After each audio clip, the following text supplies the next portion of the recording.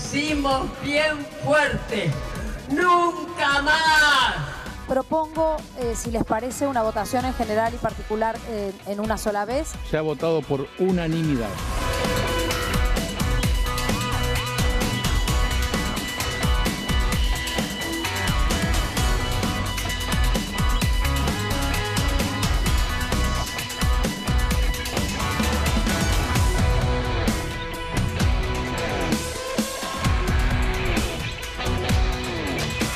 Mal, viene mal.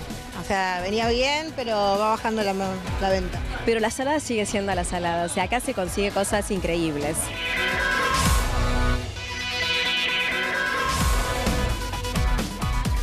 Bienvenidos a 23 PM. Una marcha multitudinaria en Plaza de Mayo en repudio al fallo del 2x1 que favorece a represores de la Corte Suprema de Justicia. El Senado votando la ley para limitar ese beneficio para represores con 56 votos a favor y ninguno en contra, convirtiendo directamente en ley un proyecto que en diputados ayer había sido votado también casi por unanimidad, 211 votos a favor, uno solo en contra, y hoy toda la dirigencia política saliendo a cerrar filas en contra del fallo de la Corte y claramente repudiando lo que puede ser el 2x1 que beneficie o acorte las penas para los represores o los genocidas de la dictadura militar. En un ratito vamos a hablar con Graciela Fernández Meijide para tener una perspectiva de lo que ha ocurrido en estos 2 días frenéticos en contra del 2x1, un país que ha cerrado filas, más allá de los organismos de derechos humanos, más allá de los sectores de izquierda, del kirchnerismo y demás. Pocas veces se ha visto semejante consenso en el Congreso y en la dirigencia política para repudiar un fallo de la Corte y, por otro lado, rechazar la posibilidad de que el 2x1 se aplique para los represores de la dictadura. Macri también habló del tema hoy en Mendoza por primera vez y también festejó la ley del Congreso y rechazó el 2x1 para represores. Quiero aprovechar a felicitar al Congreso de la Nación por la celeridad con que comenzó a resolver el tema del vacío legal que había dejado esta desafortunada ley del 2x1, ley de la cual siempre estuve en contra, porque estoy en contra de cualquier herramienta que sea a favor de la impunidad. Y más aún cuando esa herramienta se quiere aplicar para delitos de lesa humanidad. Así que estoy contento que el Congreso ya esté resolviendo ese tema. Escucho muchos dirigentes que han tenido roles protagónicos en los últimos años, en el Congreso, en el Ejecutivo, de los distintos gobiernos que nos antecedieron y que no hicieron nada cuando esta ley se aprobó, ¿no? Liderada por Zaffaroni, esta ley se aprobó con el consenso de muchos de los que hoy se los escucha muy enojados con el 2x1. Ahí estaba Mauricio Macri, ¿no? Fuerte contra el 2x1, pero por primera vez había mantenido silencio durante todos estos días. Se estaba esperando la palabra presidencial. Habían hablado todos, rechazando también el fallo de la Corte, pero Macri recién habló hoy. Y sí, evidentemente hubo un cambio abrupto de estrategia. Si nos remontamos al miércoles de la semana pasada, cuando tomó estado público el fallo de la Corte, solo hubo una tibia reacción del secretario de Derechos Humanos, Claudio Abruz, planteando una crítica del 2x1, pero digamos prudente. Evidentemente las encuestas y esto que vos remarcabas de un reposicionamiento y de alguna manera corrido el gobierno en esa postura. Las encuestas dan 80% en contra del 2x1 para los represores. Depende. Hay encuestas que plantean primero que hay un porcentaje muy importante que desconoce ciencia cierta el contenido del fallo o no le interesa. Y dentro del universo que está informado es una relación 7-3, es decir, de 70%. 70%. 70%, o sea, 70-30 dentro del universo que está informado. El cambio importante que hubo, digo, en el que no esté informado, perdón, el que no esté informado rechaza el 2x1. Sí, el que no está informado y le también parece, más allá de los delitos de lesa humanidad, los delitos comunes y demás, le parece una locura que haya el 2x1. Yo creo que no Ese se es el la fenómeno marcha del estresante. gobierno, lo que pasó en el cambio de gobierno, digo, del miércoles pasado, perdón, así terminaba la idea que había empezado. El miércoles pasado a hoy, de hecho, lo que había pasado era que reivindicaban la independencia de poderes. En su momento, con este fallo, el ministro de Justicia subrayaba justamente que había que respetar porque era un fallo judicial y se subrayaba la independencia de los poderes como dentro de la República. Decía, bueno, esto demuestra que en la Argentina funciona la independencia de poderes. Por encima de la independencia de poderes está lo que es una política de Estado. Digo, esta es la diferencia. Y después se cambió ese discurso. Y hoy recién, después de una semana, cuando ya estaba resuelto legislativamente la cuestión, habla el presidente de la Nación y hoy circuló una foto que fue muy grave. Yo cuando la vi me impactó, que era el presidente de la Nación con un pañuelo blanco, justamente en el día de la convocatoria a la Plaza de Mayo de los organismos de derechos humanos, especialmente de las abuelas y de las madres de Plaza de Mayo, encabezando una marcha multitudinaria en Plaza de Mayo. Con los pañuelos blancos era la consigna, con pañuelos blancos en el cuello y que en un momento se iban a levantar. Cuando esa era la consigna, el presidente hoy bailó con un pañuelo blanco en la mano. Digo, y al rato habla y dice lo que dice, pero ya estaba resuelta la cuestión en términos legislativos, haciéndoles lo que se llamó el puente de plata. Judicialmente. Eso que aclarar. Se les hizo el puente de plata, lo que se le denomina el puente de plata a los integrantes de la Corte Suprema para una salida medianamente elegante. Hay quienes dicen que en todo caso tendría que haber un nuevo fallo de la Corte, porque esto va a volver a la Corte, ya sea por diferentes apelaciones, porque recordemos que una ley no puede revertir un fallo de la Corte Suprema de Justicia. En todo caso, es lo que vos decís, hay un intento de tirarle un centro, más que todo. Pero a Ricardo Lorenzetti, que es el que impulsa, porque si no es por él que pone en el orden del día que se iba a tratar esta ley, o mejor dicho, se iba a tratar este tema, nunca se hubiera tratado, más allá de que él después vota negativamente y sale a decir al gobierno y a la política y al periodismo en Off the Records, le dice, no, yo no tengo nada que ver. Pero él tuvo mucho que ver. Hay interpretaciones de juristas, penalistas, Maxi, que tienen muchas dudas con la ley que se votó hoy, la ley que restringe el 2x1 para delitos de lesa humanidad, porque es una ley retroactiva y que esto puede generar planteos de inconstitucionalidad a futuro. Con lo cual no está resuelta, como decía el Beto, la situación judicial. Hay que ver qué hace la Corte después de esto, porque la Corte, recordemos, falló sobre una ley que no le gusta a nadie en la Argentina, pero dijo, bueno, esa ley existía, y existe la igualdad ante la ley y existe la ultraactividad de la ley más benigna. A mí me parece que más son allá, dos principios jurídicos, más allá de la cuestión jurídica, puede llegar a generar algún planteo de inconstitucionalidad, porque es una ley que está diciendo, no, esa ley no existió cuando la ley existió. Está bien, pero más allá de la cuestión jurídica, que después habrá que dirimir la biblioteca, hoy se daba la paradoja de que en todo caso Zaffaroni tenía que explicar porque él, con un criterio muy garantista, en su momento había votado casi en línea con los jueces de la Corte que la semana pasada favorecieron en este fallo a un represor con el 2x1. En línea, exactamente calcado. Y dijo que se había equivocado. Hubo dos fallos que tal vez se equivocó. Es decir, con un criterio muy garantista. Pero digo, más allá de eso, que en todo caso tendrá que ver con los vericuetos del derecho, lo que hoy quedó en claro es que la Corte Suprema de Justicia debe prestar atención un poco al clima de época de toda la sociedad y toda la dirigencia política. Sí, a mí me parece que no podemos subestimar el hecho de que la gente está en contra del 2x1. La gente no sale a la calle y hace semejante manifestación como se vio hoy porque hay un fallo que beneficia a algún condenado por delito común por la ley del 2x1. Sale específicamente porque es un fallo que beneficia a represores. Me parece que ese es el mensaje que quedó claro y es un hecho de la realidad, es lo que pasó. No sale la gente a la calle con semejante manifestación para un delito común.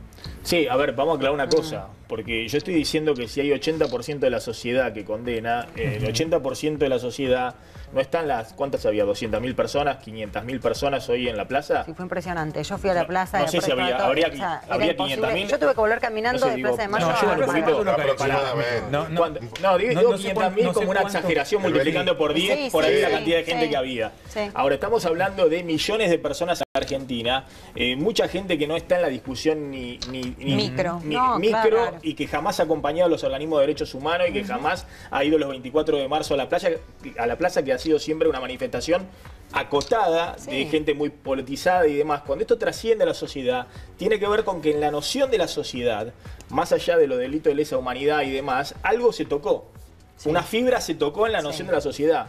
Porque si no, queda todo reducido a lo políticamente correcto de un núcleo que cree que la sociedad, bueno, toda la sociedad está de acuerdo. Probablemente de ese 80% que vos decís, obviamente el 80% no estaba en la plaza. Los que estaban en la plaza estaban hablando de delitos de lesa humanidad y eso. Ahora, de ese 80% probablemente más de la mitad probablemente de ese 80% esté en contra del 2x1. Digo, pero seguro, yo estoy seguro que el 100% de la población está en contra del 2x1 y el legislador lo derogó. Mucho más allá del tema de la agenda de derechos humanos y de los actos de los 24 de marzo. Se ha instalado la agenda de derechos humanos como una cuestión de la sociedad. Por el tema de la impunidad. Y que nadie quiere, digamos, así como nadie quiere ver un asesino libre, nadie quiere ver a alguien que tiene 10 asesinatos encima o la apropiación de bebé, nadie lo quiere ver en la calle. Digo, por ahí escuchaba a Marquitos Di Palma hacer un comentario desde el llano, desde la ignorancia total, y demás. Esa persona no tiene, me imagino, ni idea de lo que fue la dictadura militar y demás, pero que le explican muy básicamente, mirá, los que pueden estar en libertad son tipos que asesinaron en una multiplicidad de veces, torturaron y todo desde el aparato del Estado. Bueno, me parece que eso es lo que ha calado hondo en la sociedad, más allá de los grupos más instruidos. Mira lo que decía Cristina. Cristina dice, este fallo no hubiese salido durante mi gobierno y le pasó una factura a Macri. Este gobierno, que además de tener un componente en lo económico y en lo político estrictamente neoliberal, marcadamente autoritario y antidemocrático.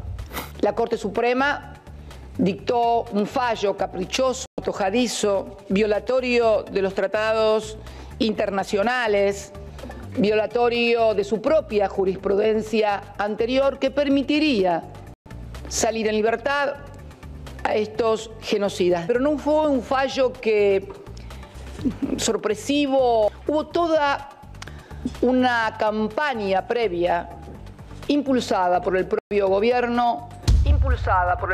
gobierno para precisamente crear un clima institucional para configurar este fallo que ha tenido una resistencia brutal en la sociedad, como pocas veces se ha visto frente a las medidas francamente antipopulares que se han adoptado en estos meses de gestión.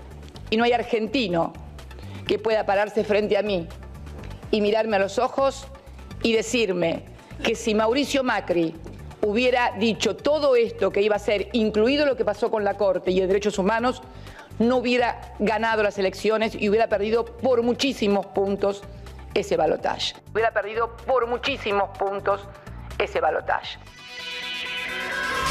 Bien, ya está con nosotros Graciela Fernández Mejide. Graciela, gracias por venir. Te estabas riendo, ¿por qué? Porque la expresidente no pierde oportunidad de hacer, está como en campaña, ¿no? Y la verdad que está diciendo mentiras. Porque, por un lado dice, en mi gobierno este fallo no se hubiera hecho, como si fuera dueña de la justicia, y de hecho lo intentó hacer. Con Fight no le iba tan bien, pero su fantasía era esa, que era dueña de la justicia. La visión de que el Ejecutivo está por encima de los otros poderes. La otra cuestión es que, francamente, si a alguien tomó de sorpresa este fallo, es al gobierno de Macri. Más allá de la sensibilidad mayor o peor que tuviera. Yo nunca vi a alguien tan sorprendido como al gobierno de Macri por un fallo donde nadie gritó agua va. El baldazo vino y no se lo esperaban. Además, digamos que uno de los jueces que votó, Rosati, fue ministro de Justicia de Kirchner. Y la otra jueza que votó, Hayton Di Nolasco, era, si se quiere, la jueza que se identificaba más cercana al gobierno de los Kirchner. Que en el 2013 hubo dos fallos similares y nadie hizo lío. ¿Por qué? Y eso es bueno preguntarlo. Porque el kirchnerismo vendió, y le permitieron que vendieran, la imagen de que eran los dueños de los derechos humanos. Entonces no dejaba espacio para la observación a lo que estaba pasando. Pero la verdad que todo este fallo tiene un desgraciado, y a lo mejor ustedes ya lo dijeron, en cuyo caso, frénenme, un desgraciado trayecto. La ley del 2x1 aparece en el 94 porque no por una necesidad jurídica, sino porque la justicia no estaba atendiendo las necesidades de la cantidad de presos que había. No resolvía los temas, rebalsaban las cárceles. Entonces, como una forma de apurar a los jueces, sacan el 2x1. En lugar de darle más 94. Condiciones o que la procuración les exigiera mejor trabajo, a todos aquellos que habían tenido preventiva durante un tiempo largo, sin proceso, sin condena, les cuentan 2 días por una de las que cumplieron. ¿Cuándo se acaba esto también bruscamente y sin que tuviera que ver con una decisión técnica de la justicia? Una vez más, cuando la sociedad sale en la misma cantidad para protestar por el asesinato de Axel Bloomberg, si ustedes se acuerdan. Y también una parte grande de la sociedad sale a quejarse de la puerta giratoria, como se le decía en ese momento. Es decir, que la sociedad se mueve cuando siente que hay algo que realmente la toca. ¿Por qué crees el rechazo, hoy el rechazo masivo que generó este fallo? El fallo de la Corte. Pero es lógico. Y yo decía en un artículo que no lo escribí pensando en cómo iban a ser las cosas, lo escribí ayer, pero si hay algo que se había roto, y se vio el 24 de marzo último, era un consenso que se había establecido en el 83, con el Nunca Más. Ahí había un consenso muy amplio, que hoy se restableció. Hoy de nuevo es los derechos humanos sin la grieta. En el camino, no, bueno, con un cacho de grieta, porque bueno, hubo Eve que no fue, etcétera, pero algunos carteles de Macri Gato y demás, pero... Exactamente, pero lo que sí aparece en todo caso es una conciencia que va más allá del nunca más. El nunca más en realidad, ¿qué fue? Nunca más gobiernos militares, nunca más interrumpimos la democracia, ni siquiera con la crisis del 2001, que la puso bien en peligro. Nunca más abusos. Desde el poder. Desde el poder. Ahora, al mismo tiempo, se gestó entre ayer y hoy una ley. ¿Para qué? Para que no se aplique el 2x1. Para arreglar una ley que existía y por la cual salió ese fallo. Lo cual demuestra que ese fallo se estaba apoyando en una ley que obligaba a la igualdad. A nosotros no nos gusta, pero ¿qué es lo que le ponen ahora? Que no le pusieron en ese momento. Le ponen ahora, solo va a haber esta consideración aquellos que no sean delitos de lesa humanidad. Delitos de lesa humanidad. ¿Y por qué no se puso entonces en el 94, Maxi? Porque lo que estaba vigente era la abolición de los efectos de la ley de obediencia debida, es decir, seguía funcionando la obediencia debida y no habían venido los indultos de Menem. Entonces, nadie se le ocurrió, de lo que hicieron esa ley, que podrían beneficiar a criminales de lesa humanidad. A nadie se le ocurrió. Recién ahora se viene a reparar. Y tampoco lo arreglaron cuando lo votaron en el caso Rey y en el caso Simón en el 2013. Graciela, a ver, te pido que escuchemos lo que decía Macri, pasándole factura a Cristina, ¿no? Porque Cristina le pasó factura a Macri y Macri también le pasó factura con el 2x1 a Cristina. Yo estoy muy contento que tengamos una Corte Suprema independiente, prestigiosa, y que decide las cosas según el criterio jurídico que se presenta. Y no es claramente lo que piensa la expresidenta, que uno debería controlar la Corte y ordenar a la Corte qué es lo que tiene que hacer. Ella actúa con la deformación que acarrea de haber gobernado de una manera, que era queriendo manejar todos los poderes.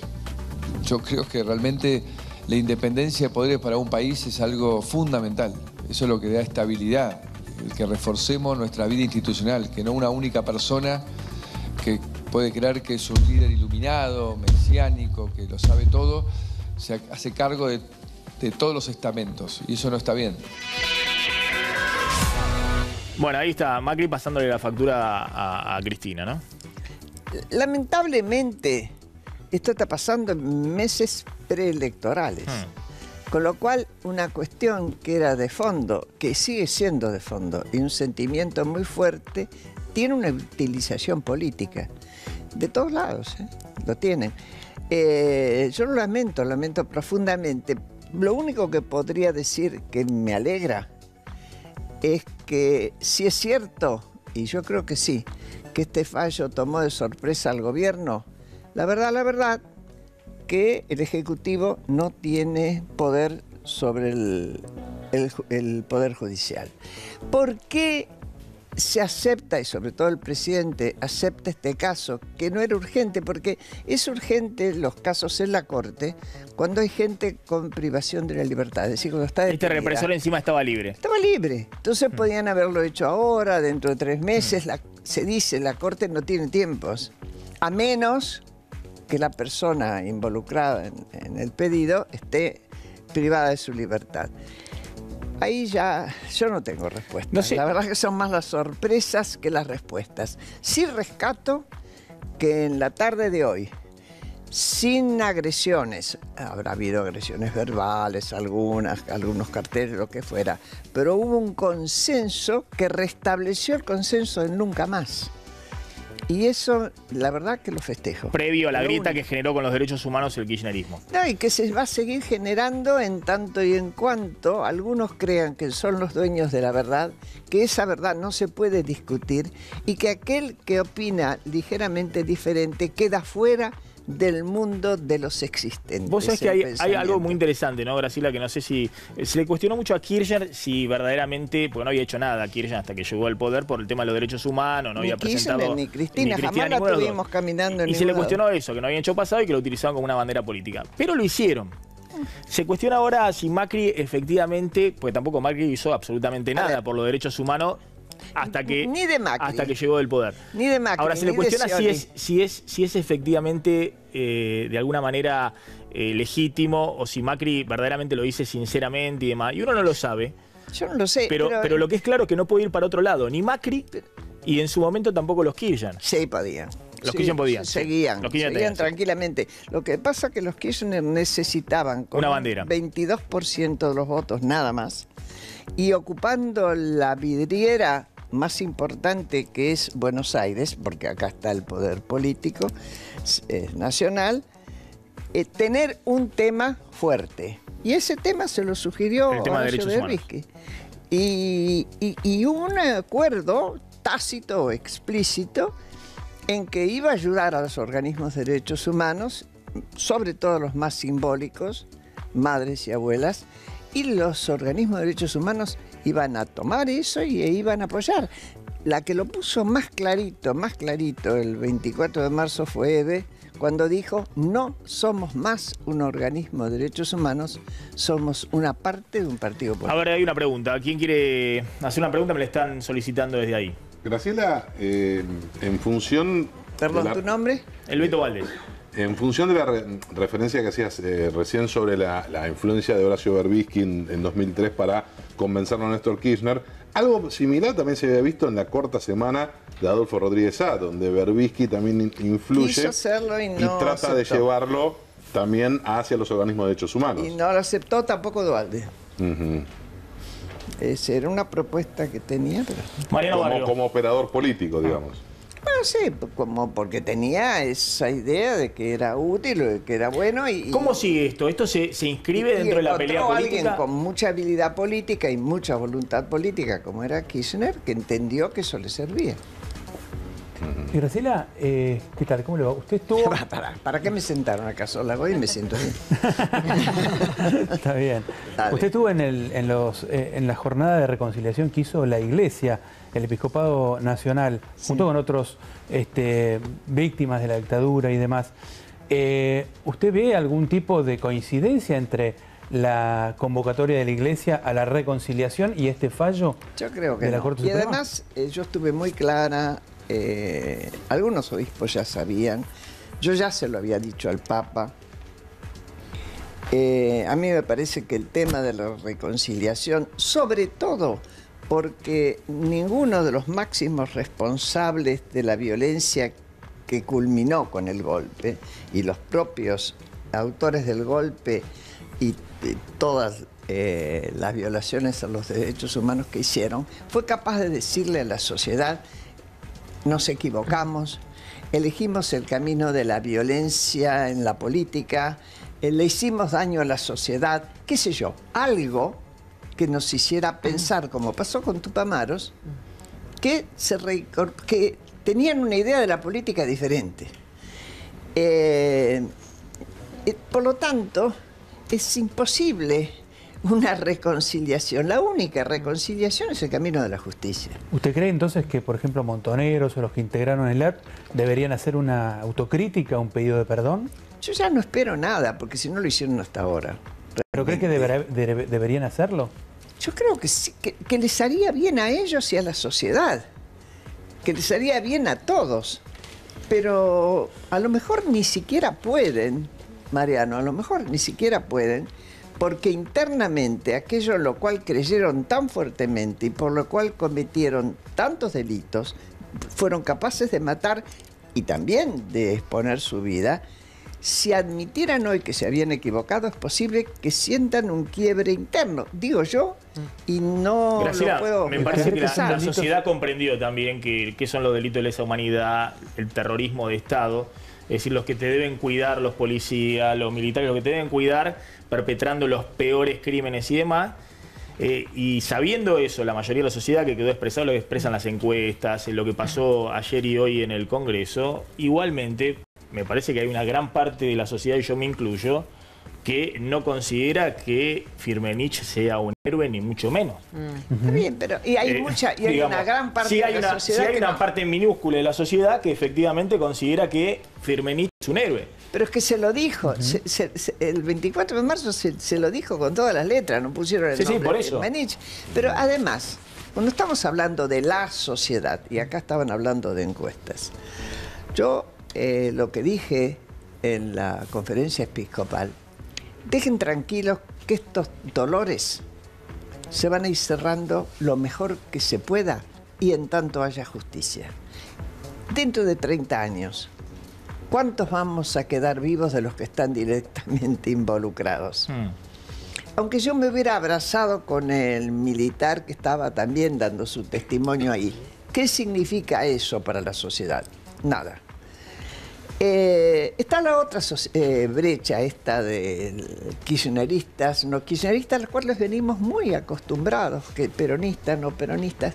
Lo único que cierra esas brechas son las elecciones. Nunca los golpes, no fue el bombardeo del 55 a Plaza de Mayo, no fueron los 18 años de proscripción del peronismo, no cerraron.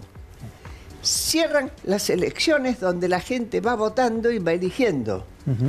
De ahí que la disputa hoy sea tan fuerte, porque todos lo tienen claro. Pero es un poco lo que vos estás contando, Graciela, es decir, lo bueno, lo novedoso de este momento es este tipo de consensos. El consenso, digamos, que toma la sociedad. Que Olmedo quede solo en la Cámara de Diputados. Que usen este tema para pelear los líderes políticos, porque todos sabemos que lo están haciendo por una cuestión política. Marciota, una pregunta para Graciela Fernández Mejía. Buenas noches, ¿qué tal? Hola. Gisela Marciota. Usted decía que al gobierno le había tomado de sorpresa este fallo. Llegó, ¿es una expresión suya de deseo o tiene algún dato de que así fue? Porque en realidad si uno va uniendo algunos datos del gobierno de Mauricio Macri, declaraciones de sus funcionarios y ahora algunos exfuncionarios poniendo en duda el número de desaparecidos, poniendo en duda que haya existido un plan sistemático de represión desde el Estado. Digo, como si uno va juntando todos esos datos, saca al Estado como querellante en la causa. Las ideas conspirativas de la historia, en mis 86 años, sé que nunca sirvieron. Yo me atengo a las realidades. Primero, ventajas políticas. ¿Para qué necesitaba un gobierno semejante quilombo? ¿Para qué? en este momento. Bueno, Pero aparte una semana iba para un lado y a la semana siguiente es que además, todos sus senadores y todos sus diputados votan para el otro lado. Pero es una característica igual del gobierno. Yo te digo, cuando la gente votó a Scioli o a Massa o a Macri, por no hablar ya de Stolbizer, que es distinto, pero de los que tenían chances realmente de ganar, nadie creía que estaba votando a un paladín de los derechos humanos, ¿o sí? Scioli, Massa o Macri. No. Y Macri no se disfrazó de un paladín de los derechos humanos. Es más, creo que no es la gran preocupación del PRO. Por ahí, de algunos sectores de Cambiemos, sí, los radicales, pero tienen otras preocupaciones. Esta preocupación la encaran. Y la encararon, y hay una contradicción, porque, y en lo que vos decís, sí. Vamos a poner que Macri tiene una idea, por gente detrás suya y qué sé yo, de que hay que poner a todos los militares en libertad. ¿Sabés quién es querellante en la causa Milani? El Gobierno Nacional. Secretaría de Derechos Humanos. Entonces, ¿para qué meter un militar más preso si lo que pensás hacer es sacar afuera a todo lo demás? Un militar que además está sospechado de ser violador a los derechos humanos. Y digo sospechado. Denunciado. Denunciado y sospechado. Llegó a ser jefe del ejército, puesto por el gobierno de los derechos humanos. Chicas, hay muchas contradicciones. Chicos. Perdón. La diferencia, me parece, Graciela, es que a Cristina nadie le pide, incluso dentro del kirchnerismo, una autocrítica con Milani. Cristina jamás ha hecho una autocrítica con Milani, no ha dicho, me equivoqué, estuvo mal, esto que lo otro. Pero que no ha hecho una autocrítica con nada. Y el kirchnerismo no se lo reclama porque el que sigue al kirchnerismo igualmente la avala a Cristina, más allá de Milani. Porque el razonamiento es, no me importa. Y no quiero, yo he escuchado razonamientos realmente preocupantes, lo que hablan de un deterioro y un retroceso en lo que es el pensamiento crítico y hasta científico. Discutir estos temas es hacerle el juego a la derecha. Eso se decía en la época de Stalin. En la época de Stalin se decía eso. Discutir a Stalin era hacerle el juego a la derecha, cuando violaba todos los derechos humanos. A mí, científicos, que firmaron un documento preguntándole, pero escúchame, con el tema de los 30.000, ¿de dónde llegás a ese número? A mí, hasta que no me demuestren lo contrario, yo lo sigo creyendo. Es exactamente al revés de lo que es el pensamiento científico. Y son supuestamente intelectuales. En los 30.000 había una cuestión simbólica. Vos lo has explicado bien, digamos, de cómo surgió.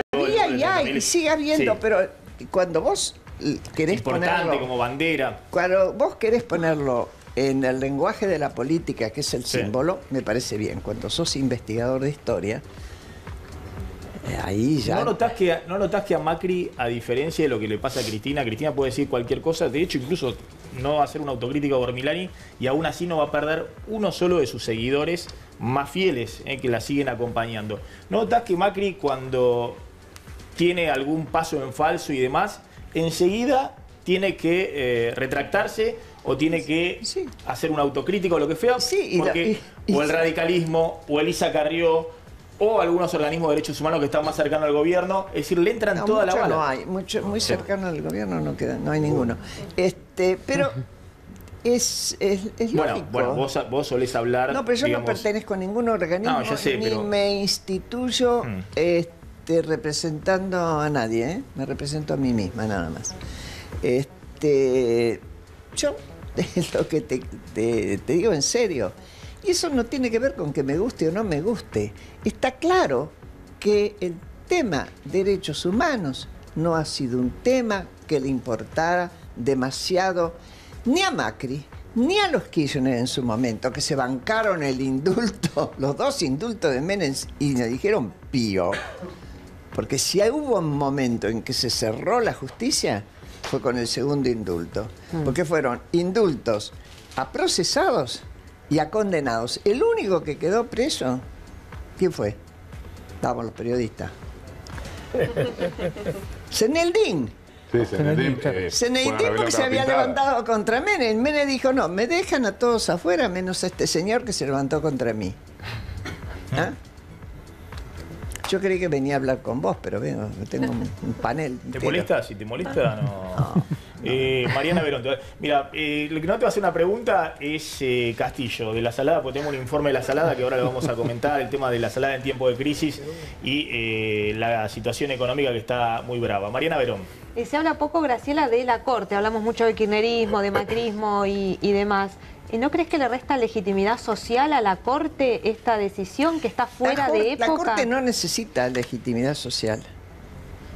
Los jueces no necesitan legitimidad social porque no son elegidos por el pueblo.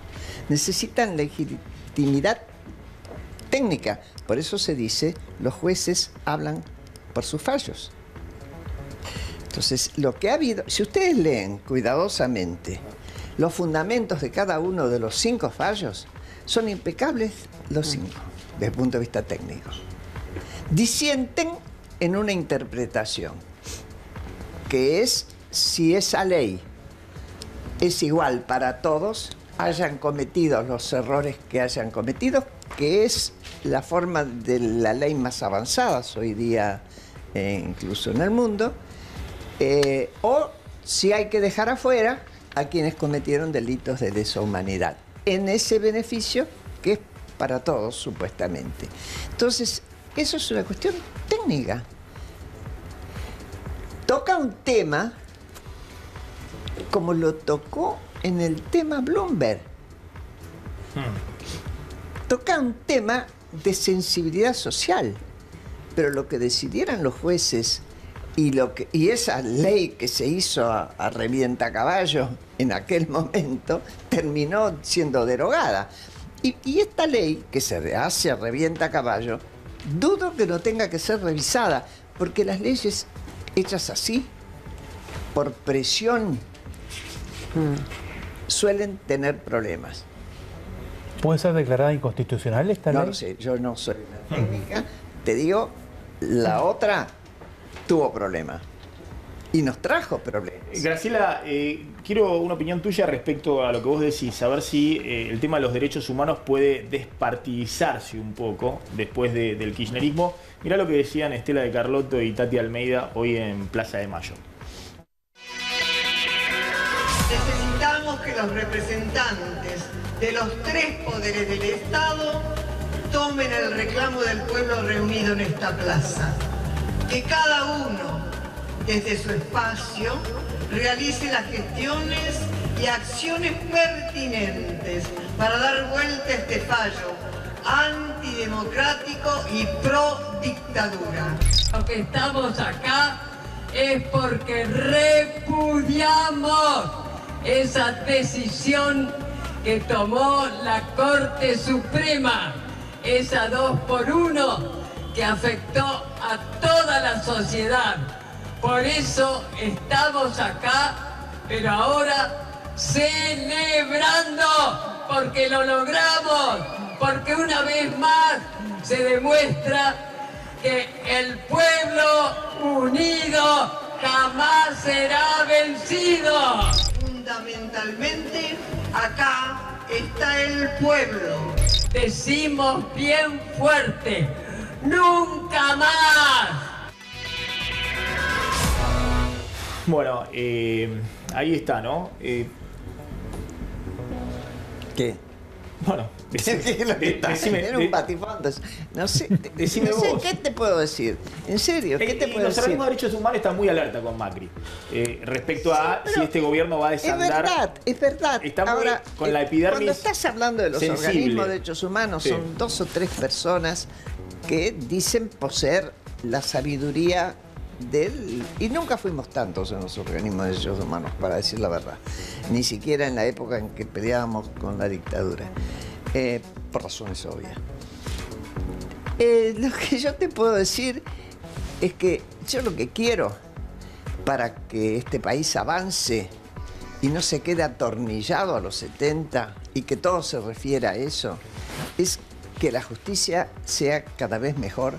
A mí no me cabe ninguna duda que cuando fueron los candidatos Rosenkrantz y Rosati al Senado y se estudiaron sus antecedentes y se discutió y se les preguntó, la gente del Senado, la misma que hoy votó por unanimidad, los aprobó. Que se volvieron malos de un día para otro e incompetentes. Por favor, seamos coherentes alguna vez. Yo entiendo la emoción. Lo que no puedo entender es el razonamiento retorcido. Insisto con este punto, ¿no ves un triunfo de que finalmente se pueda convocar a una mayoría importante política, social? ¿Un triunfo de qué? ¿Un triunfo de qué? Un triunfo de la democracia, que finalmente termina... No es un triunfo de la democracia.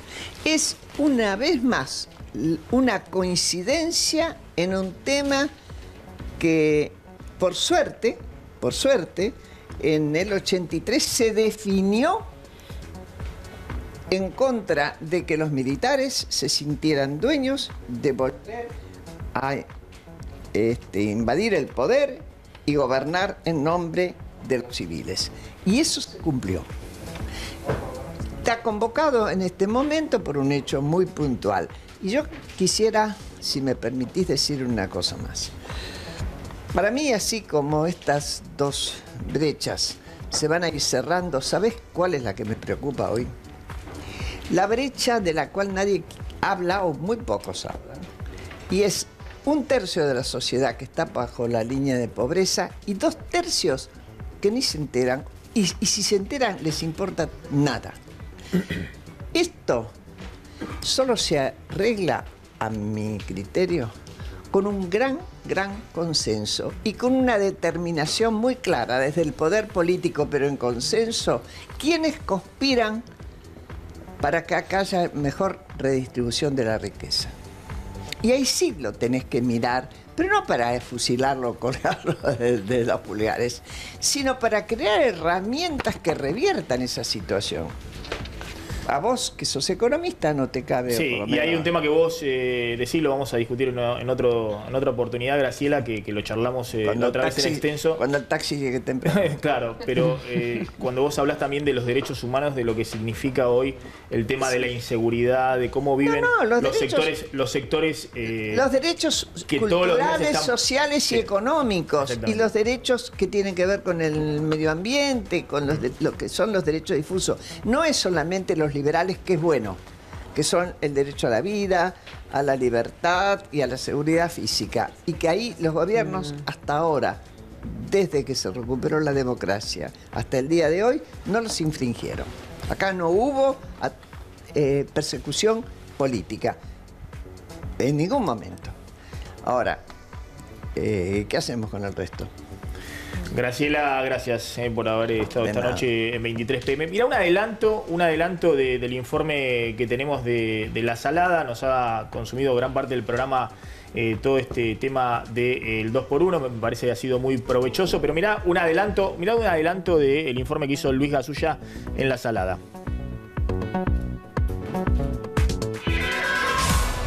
Estamos recorriendo la salada, mirá quién encontramos, la vendedora más bella de toda la salada. Este año, ¿cómo lo notás en relación con la venta? Y está más tranquilo tal vez que otros años, pero igualmente la verdad que la salada es la salada, siempre lo va a ser, porque la competencia que tiene de precios, ya que son todos fabricantes, yo estoy fabricando hace mucho tiempo, tanto el calzado como la ropa, y ahí en lo que ganamos es en eso, ¿no? La diferencia del precio. Tenemos zapatillas divinas, así, de excelente calidad, 290 pesos por mayor, ¿no? ¿El pantalón de cuero? Engomado 260, cuando en la calle está 1000 y pico. Tenemos calzas de primer nivel también. Oxford en 220 pesos. Tengo que vestir a mi mujer y a mi hija. Con 1000 pesos me llevo... Y con 1000 pesos le llevas, claro, le llevas una calza de repente o un pantalón engomado de excelente calidad, te estoy hablando, ¿eh? Todo perfecto. Bueno, ahí está un anticipo de la salada en tiempos de crisis. Está Jorge Castillo, está Susana Andrada. Los voy a volver a convocar. No sé si mañana vamos a hacer bien el informe, hoy no. Y sumió mucho tiempo y me parece fue muy provechoso con Graciela Fernández Mejía el tema del 2x1. Pero, ¿está sufriendo la crisis la salada, Castillo? Sí. Por primera vez le cayó en la venta también en la salada. La primera vez que salpica. Que salpica. dado los desaciertos de los gobiernos de turno. Y bueno, pero bueno, siempre que llovió paró, ¿no? Igualmente, la inflación en la salada viene muy por debajo de la inflación general. Sí, siempre estamos lejos. Un 30% de lo que la inflación que se tira, hoy estaba escuchando el 23, ¿no? El 2 y... 5% quitaron los... No, el 2,6% fue en abril, viene 27% abril de este año, abril del año pasado. Indumentaria 5% dentro del 2,6%. Sí. Bueno, claro. Tenemos el 1, tal vez mantengamos los precios del mes pasado porque no hay grandes ventas, ¿no? Esto me interesa. ¿Y la salada no ha sido refugio en la crisis de la clase media? ¿No hay más clase media comprando ahí en la salada? Sí. Nosotros seguimos manteniendo los mismos clientes en menor volumen, pero hay otras clases sociales que han venido, que antes no venían porque la salada te queda lejos. Y ya no te queda lejos porque la necesidad de llegar a fin de mes te aprieta y entonces tenés que buscar la forma de llegar, ¿no? Susana, simplemente para el enunciado, vos obviamente estás siempre a favor de que haya precios más baratos, pero no te termina de cerrar el modelo de la salada. El modelo de la salada nos tiene que cerrar a todos y principalmente a los sectores trabajadores que también tienen que estar en blanco, tienen que cobrar su jubilación, tienen que tener sus aportes y demás, tienen que tener sus controles. O sea, esto es un sistema que tiene que cerrar a todos. Sabemos muy bien que el sector empresarial no siempre es amigo de los consumidores. Bueno, la salada es una alternativa, pero también tiene que ser una alternativa para todos. Los voy a convocar a los dos, porque tenemos un informe extenso que hicimos. ¿Cómo Gasulla estuvo comprando de la 1 a las 4 de la mañana en la salada? ¿Comprando? ¿Compraste? Un patio a la salida que teníamos mucha hambre y no me salió barato. Lo volvemos a convocar. Tanda, les contamos lo de Scioli, ¿no? Scioli va a ser papá a los 60 años. Así es. Tanda y te lo contamos bien. Vamos a dejar el tema de Scioli para mañana porque ahí está una bomba fuerte. Viene fuerte, denso y con declaraciones y cruces. Escándalo seguro. Paternidad a los 60 años. Pedido de aborto. El escándalo. Pero eso lo dijo ella en un portal de noticias. Así que bueno, un tema fuerte, duro en medio de la campaña, ¿no? Si es el relanzamiento de la campaña de Scioli o directamente el principio. O acaba de terminar. Se está despidiendo de la campaña. O el principio del fin. Gracias, colegas. Nos reencontramos mañana a las 11 de la noche aquí con 23 PM. Quédense con Tele9 al cierre.